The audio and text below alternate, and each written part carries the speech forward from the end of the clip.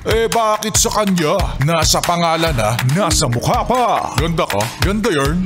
Ito na, ang nagmamaganda at feeling diva. Ganda! Wanda! Yes, friend. Pareho tayo ng iniisip. Wednesday pa lang? Wednesday pa lang? Wednesday pa lang, Joshua? Wednesday pa lang ba? Diba, hindi ko na rin alam. Pero ito yung sinasabi ko sa inyo na ilang beses ko namang uuliting sabihin sa inyo na hindi dapat ganyan ang mindset. Dapat nang sabihin mo, Wednesday na?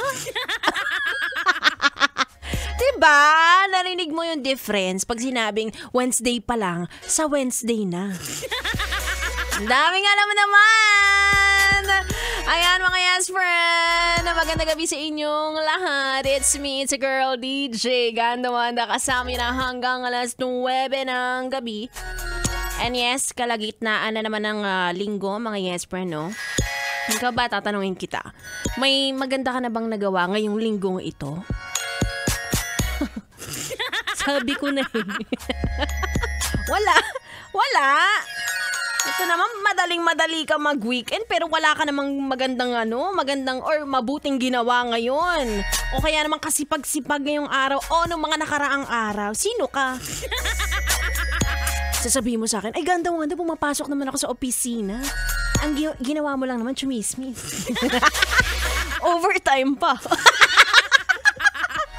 Anyway, tayo rin sa ating mga sarili, magkaroon tayo ng assessment kung may nagawa man tayong makabuluhan kahapon at ngayon. At kung wala man, okay lang yan. Pwede naman tayong bumawi kinabukasan.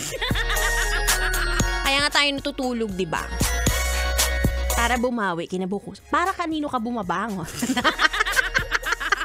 Mga ganun. O, sige, isip-isipin mo yan habang ikaw ay nasa biyahe ngayon.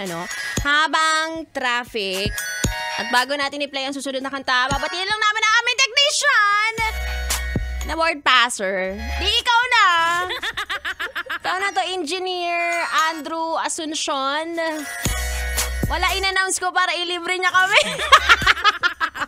Congratulations. Ano masarap kainin, Joshua? Pumili ka na, pag-isipan natin yan. Sa mga yes friend ko dyan, tulungan nyo kami kung saan kami pwedeng ilibre. Anyway, tuloy-tuloy ang ating tugtugan. Boneless chicken. Ayaw mo ng Diwata Paris Overload. Masarap doon. Anyway, mga yes friends, samahan nyo kami.